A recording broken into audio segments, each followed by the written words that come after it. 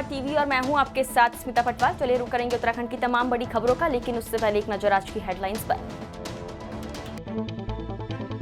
राज्यपाल ने परिवार संग मां नैना देवी मंदिर में मां के दर्शन कर गुरुद्वारा में टेका मत्था। देश और प्रदेश की खुशहाली की कामना।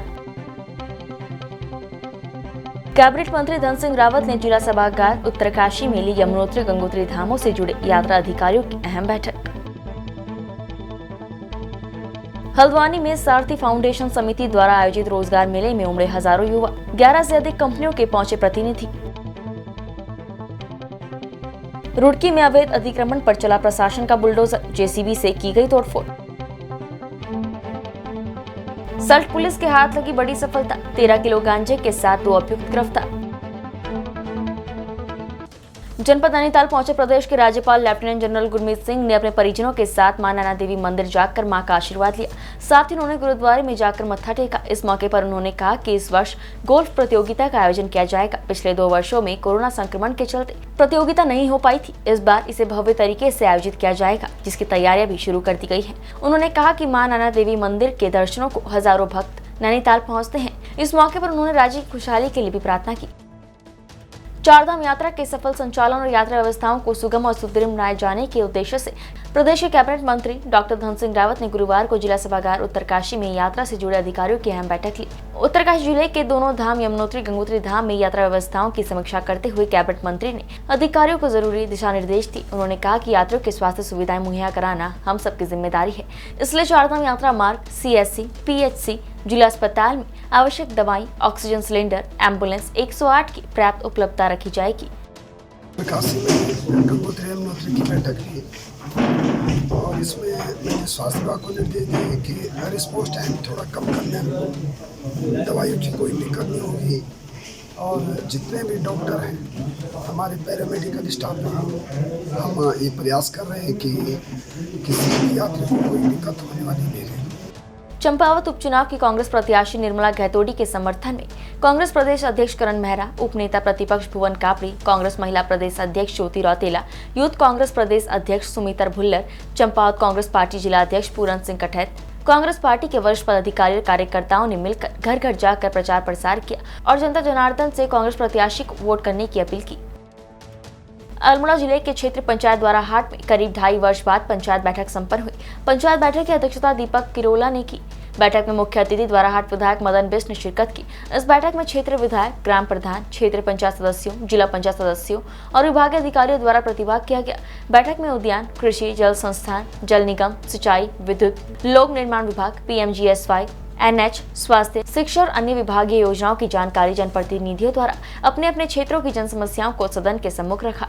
बैठक में उद्यान विभाग की समीक्षा के दौरान दूनागिरी गार्डन को विकसित किए जाने की बात सदन में रखी गई। जनप्रतिनिधियों ने कहा कि गार्डन के विकसित हो जाने से आसपास के किसानों को इसका लाभ मिल सकेगा। डोईवाला नगर पालिका के अधिशासी अधिकारी बद्री प्रसाद भट्ट का मात्र 1 महीने के कार्यकाल के बाद ही स्थानांतरण होने से नगर पालिका के तमाम सभासदों में जहां शासन प्रशासन के खिलाफ आक्रोश है, तो वहीं क्षेत्र के लोग भी डोईवाला के विकास को अवरुद्ध करने का आरोप शासन प्रशासन पर लगा रहे हैं। डोईवाला नगर पालिका में 10 महीने के भीतर विचार अधिशासी अधिकारियों के स्थानांतरण होने से लोगों में बेहद गुस्सा है और नगर पालिका के तमाम सभासद भी सरकार और प्रशासन के खिलाफ मोर्चा खोलने की तैयारी में है। पालिका के तमाम सभासदों ने अपना रोष जाहिर करते हुए कहा कि डोईवाला नगर का विकास पहले से ही अवरुद्ध है, लेकिन लगातार अधिकारियों के ट्रांसफर करने से भी पालिका के काम नहीं हो पा रहे हैं। नगर पालिका के वार्ड गौरव मल्होत्रा ने कहा कि शासन और प्रशासन को नगर पालिका में एक स्थायी अधिशासी अधिकारी देना चाहिए ताकि नगर के विकास को गति मिल सके और लोगों के काम भी प्रभावित न हो। शासन स्तर पे जो कार्य चल रहे हैं, माननीय मंत्री जी ने कभी ट्रांसफर किया है, ये दुर्भाग्यपूर्ण है कि जो स्थितियाँ 5 महीने में हमने देखा है, 2 या 3-4 जो ट्रांसफर हो गई हो कि इससे विकास कार्य बाधित होते हैं।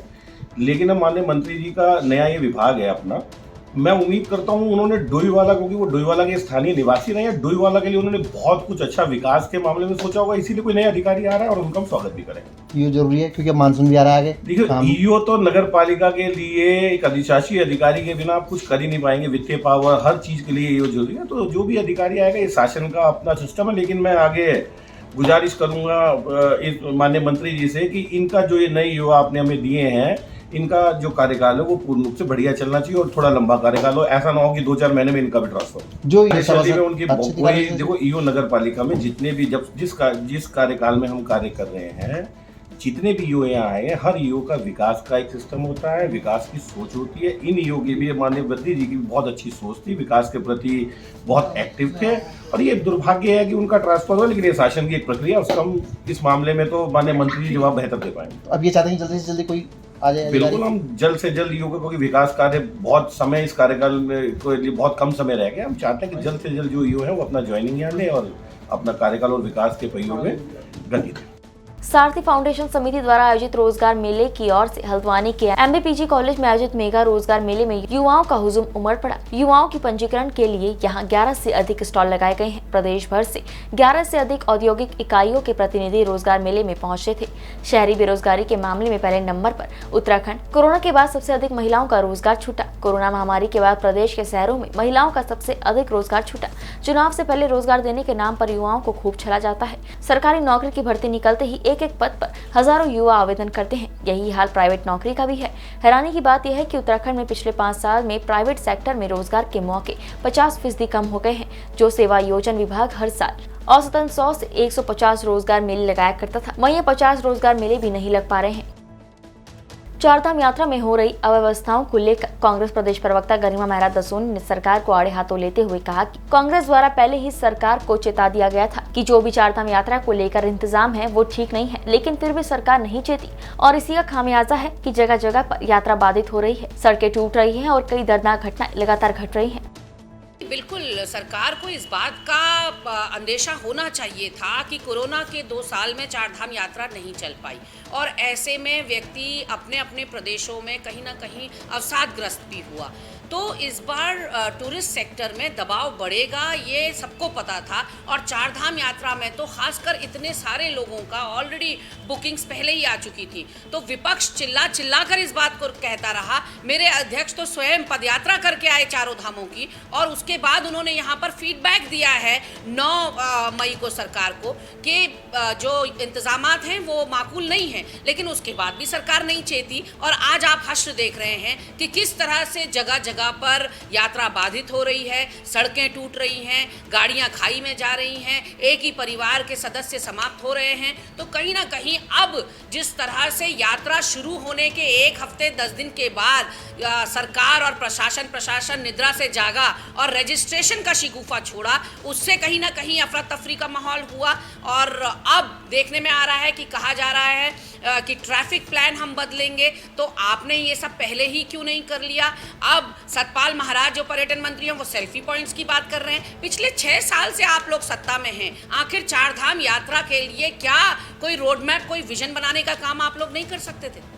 नेपाल द्वारा निर्मित भारत नेपाल के संयुक्त झूला पुलों का आज लोकार्पण हुआ। नेपाल के जिलाधिकारी दार्चुला धीरज राज उपाध्यक्ष और पिथौरागढ़ जिलाधिकारी डॉक्टर आशीष चौहान ने किया। नेपाल द्वारा झूला पुल में पुलिस, नेपाली सेना सहित भारतीय सेना एसएसबी के लिए भी चेक पोस्ट बनाए गए हैं। पूर्व में एक नेपाली नागरिक नदी को तार के सहारे पार करते हुए नदी में गिरकर लापता हो गया था। उक्त घटना को देखते हुए नेपाल की केपी ओली सरकार ने 4 जगह पर झूला पुल बनाने का निर्णय लिया था, जिसमें आज 2 झूला पुल एलागाड़ और बाकू में जनता के लिए खोल दिए गए हैं। दोनों देशों के अधिकारियों ने पुल बनने के बाद जनता को सौंपने पर नेपाल सरकार और भारत सरकार का धन्यवाद दिया। उद्घाटन किया गया है और नेपाल एडमिनिस्ट्रेशन की तरफ से जो बनाए गए हैं वो दोनों क्षेत्रों के नागरिकों को आने जाने में सुविधा के लिए महत्वपूर्ण भूमिका निभाएंगे दोनों के दोनों ब्रिजेस। और इस पर एसएसबी और आर्म्ड पुलिस फोर्स जो नेपाल की उनको तत्काल तैनात करते हुए इसका जो आवागमन है उसे तेजी से स्टार्ट किया गया। उत्तर प्रदेश की तर्ज पर अब उत्तराखंड में पुलिस ने अपराधियों के खिलाफ सख्त कार्रवाई शुरू कर दी है। उधम सिंह नगर पुलिस ने रुद्रपुर में सद्दाम हत्याकांड के मुख्य आरोपी नवाब अली के घर को बुलडोजर चलाकर ध्वस्त कर दिया। पुलिस की कार्रवाई से अन्य अपराधियों में हड़कंप मचा हुआ है। सद्दाम हत्याकांड के मुख्य आरोपी नवाब अली और उसके मित्र की गिरफ्तारी के बाद पुलिस ने सुभाष कॉलोनी स्थित अवैध रूप से नजूल की भूमि पर बने नवाब अली के मकान और गोदाम के ध्वस्तीकरण की कार्रवाई की। भारी पुलिस फोर्स की मौजूदगी में बुलडोजर से ध्वस्तीकरण की कार्रवाई शुरू होते ही कॉलोनी में लोगों का जमावड़ा लग गया। करीब 2 घंटे चली कार्रवाई के दौरान पूरे मकान को ध्वस्त कर दिया गया। पुलिस ने बताया कि नवाब आसपास क्षेत्र में दबंगई कर दहशत फैलाता था। पड़ोस के लोग भी उससे काफी परेशान थे। उसने सुभाष कॉलोनी में नजूल की भूमि पर कब्जा कर कबाड़ का गोदाम और एक मकान बनाया था। उसका एक अन्य मकान भी है। दावा है कि उत्तराखंड में अपराधियों के खिलाफ इस तरह की ये पहली बड़ी कार्रवाई है। जिले में करीब 1 महीने से लगातार हो रही हत्याओं की घटनाओं को देखते हुए पुलिस अधिकारियों ने अपराधियों के घरों पर बुलडोजर चलाने की चेतावनी दी थी। विभाग द्वारा रीजनल फूड कंट्रोलर को आवंटित ये भूमि थी जिसमें कुछ व्यक्तियों के द्वारा अवैध तरीके से अतिक्रमण करके और यहाँ पर निर्माण किया गया था। उसी के संदर्भ में आज एसडीएम साहब के नेतृत्व में और कंसर्न डिपार्टमेंट के नेतृत्व में पुलिस बल भी आया था, जिसमें इस अवैध अतिक्रमण को हटाया गया। अल्मोड़ा वरिष्ठ पुलिस अधीक्षक प्रदीप कुमार राय के नेतृत्व में अल्मोड़ा जिले भर में मादक पदार्थों की तस्करी के खिलाफ चेकिंग अभियान लगातार जारी है। वहीं पुलिस उपाधीक्षक ऑपरेशन ओसिन जोशी के नेतृत्व में सल्ट पेसिया बैंड के पास मोटरसाइकिल को रोककर तलाशी ली। 2 अभियुक्तों के कब्जे से 13 किलो से अधिक गांजा 1 नीले रंग के प्लास्टिक के ड्रम में बरामद किया गया। सल्ट पुलिस ने बताया कि बरामद किए गए गांजे की कीमत 2 लाख से अधिक मानी गई है। दोनों अभियुक्तों के खिलाफ एनडीपीएस एक्ट के तहत मुकदमा दर्ज कर आरोपियों को गिरफ्तार कर लिया गया है। वहीं एसओ सल्ट देवेंद्र सिंह राणा ने बताया कि दोनों अभियुक्त गांजा गुलार से खरीदकर मुरादाबाद बेचने जा रहे थे। रुड़की के मछली बाजार और भारत नगर में अवैध अतिक्रमण हटाने गई नगर निगम और तहसील प्रशासन की टीम को स्थानीय लोगों के गुस्से का शिकार होना पड़ा। यहां तक कि गुस्साई भीड़ ने जेसीबी और पुलिस प्रशासन पर पथराव करने की भी कोशिश की, जिसके बाद मौके पर अफरा तफरी मच गई। वहीं हंगामा बढ़ता देख भारी पुलिस फोर्स मौके पर पहुंची, जहां से भीड़ को बलपूर्वक खदेड़ा गया। फिलहाल पुलिस ने 4 लोगों को हिरासत में ले लिया है, जिनसे पुलिस पूछताछ कर रही है। आपको बता दें कि रुड़की में अवैध अतिक्रमण को लेकर नगर निगम और तहसील प्रशासन बेहद गंभीर नजर आ रहा है। लगातार इसके लिए अभियान भी चलाया जा रहा है। गुरुवार को जैसे ही नगर निगम और तहसील प्रशासन की टीम पुलिस फोर्स के साथ रुड़की के मछली बाजार और भारत नगर में अवैध अतिक्रमण को हटाने पहुंची तो अतिक्रमणकारियों में हड़कंप मच गया। इस दौरान एक दुकानदार अपनी दुकान के आगे लगे टीन सेट को उतार रहा था, जिसके बाद गुस्साए लोगों ने जेसीबी मशीन के शीशे तोड़ दिए, साथ ही पुलिस पर भी पथराव करने की कोशिश की, जिसके बाद मौके पर अफरा तफरी मच गई। कोरोना महामारी के कारण 2 साल से बंद पड़ा कौमी एकता का प्रतीक उर्स समारोह कुरान ख्वाकी के साथ शुरू हो गया है। कालू सैयद बाबा की मजार पर कुरान पाठ हुआ और देर शाम तकरीर हुई। बाहर से आए व्यापारियों ने वहां दुकानें सजा ली हैं। गंगा जमुनी तहजीब के लिए प्रसिद्ध इस समारोह में भाग लेने के लिए देश के विभिन्न राज्यों से जायरीन पहुंचने लगे हैं। नगर वासियों की तरफ से सामूहिक चादर चढ़ाई जाएगी। महामारी के कारण पिछले 2 सालों से उर्स प्रतीकात्मक रूप से मनाया जा रहा था। इस बार 48वें उर्स समारोह की शुरुआत हो गई है। 4 दिनी समारोह की शुरुआत कुरान ख्वानी के साथ हुई। बाबा की मजार से सुभाष चौक तक का इलाका फूल मालाओं से सजाया गया है। स्थानीय और बाहरी व्यापारियों ने वहां दुकानें सजा दी हैं। खरीदारी करने के लिए भारी संख्या में लोग पहुंचने लगे हैं। उत्तराखंड की तमाम बड़ी खबरों में फिलहाल इतना ही। बाकी खबरों के लिए देखते रहिए पहाड़ टीवी। नमस्कार।